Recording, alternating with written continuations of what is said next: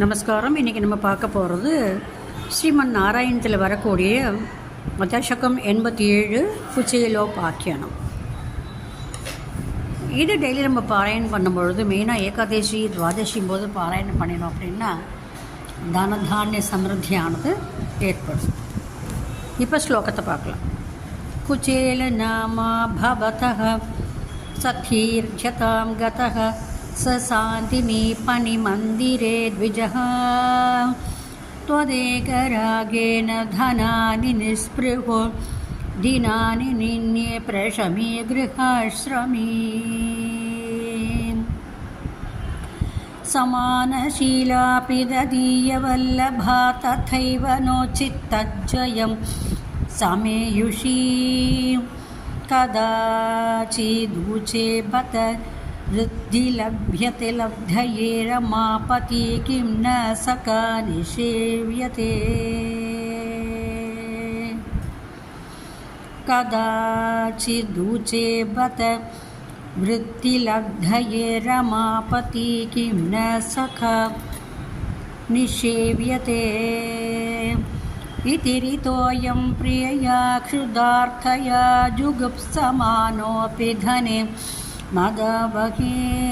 तदा त्वदालोकनकौतुकाध्ययो वहन् पठादे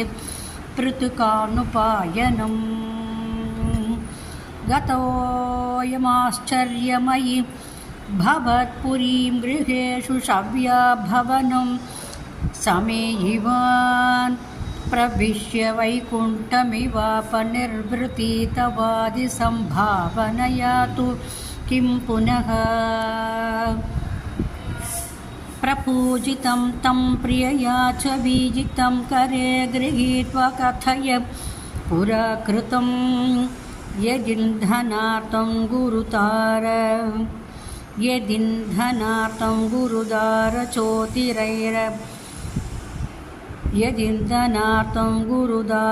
चोतितैरपर्तुवर्षे ददमर्षिकानने त्रपादुषोऽस्मात् पृथकं बलाधत प्रगृह्य मुष्टौ सकृताशिते त्वया कृतं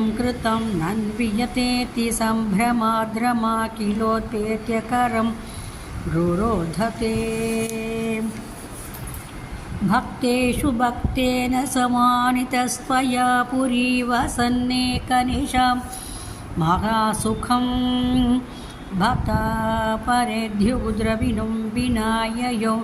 विचित्ररूपस्तव खल्वनुग्रहः भक्ता परेद्युद्रविनुं विनाययो विचित्ररूपस्तव कल्पनुग्रहः यदि याचिष्यमदास्यदच्युतो वदामि भार्यां किमिति व्रजन्नसो तदुक्तिलीलास्मितमग्नधीः पुनः क्रमादपश्यन्मनिधि प्रमालयम् किं मार्गविभ्रंश इति भ्रमन् क्षणं गृहं प्रविष्ट सददर्शवल्लभां सखी परितां मणिहेमभूषितां बुबोध च त्वत्करुणा महाद्भुता सरत्नशाला सुवसन्नपि स्वयं